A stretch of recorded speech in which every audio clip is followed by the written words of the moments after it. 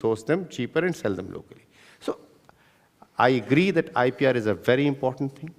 Companies that innovate and will work or innovate locally will find ways to protect their IPR. IPR is not a halo on the head that keeps constant throughout. IPR, along with products, keeps changing. With technologies, keeps changing. Here we are talking of a knowledge economy. The world is working on knowledge economy. We can't talk of 1928 as IPR standards, right? So that's point number one. Point number two, that when we talk of innovation in India, there is a basic distinct. I believe that,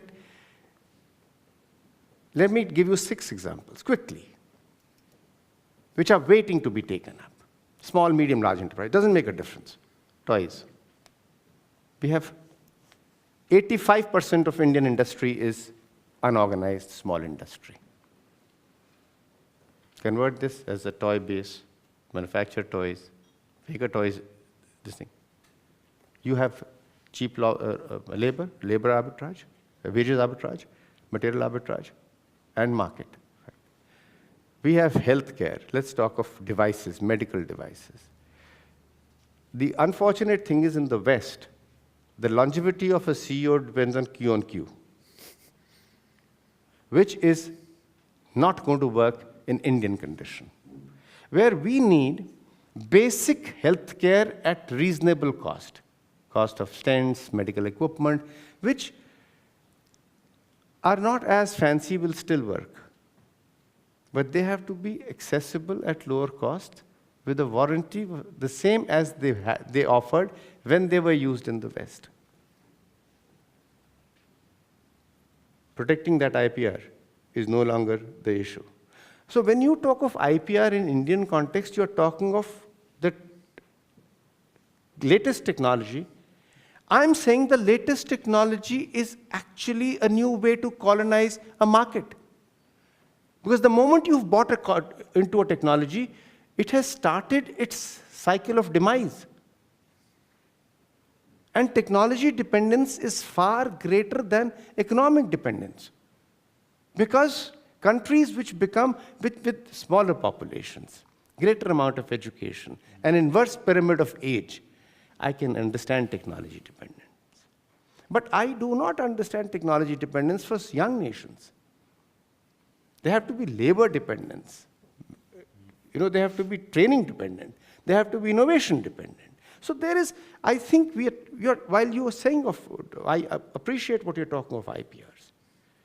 But my view on IPR is a little India-centric. It's based on where we come from. The Japanese asked us to make, here is an example, asked us to make a factory. They sent a team of 14 people. I got down with them, sat down with them. They said, we'll do it in 27 months. It'll cost us so many million. Fine. I sat down and I worked on it for 3 months. We cut the factory timing by 6 months and we saved 25% of cost. So I told O Suzuki that it's not that your best practices are the best practices. It's what we have done here is the best practice. And now they make factories like that all over. So I've been through this.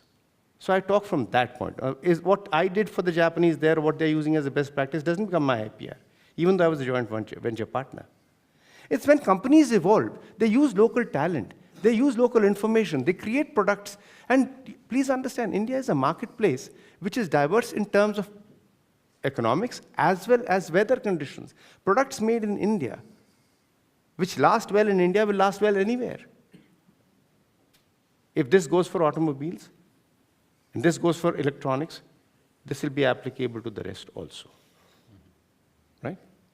So I mean, in IPR, I have this kind. On the point of, yes, legal, or the barriers, yes, every country has lobbies. And I rest my case. Let's not talk of lobbies sitting here in Switzerland, in Zurich, now. Right? Thank you. What Mr. Seal said, I just want to supplement few points. One is that India don't have IPR culture. We are still missing this thing. And knowledge on IPR at the micro level, it's not there. It's not there. If we want to be at par with the global level, this IPR education is one of the must we found.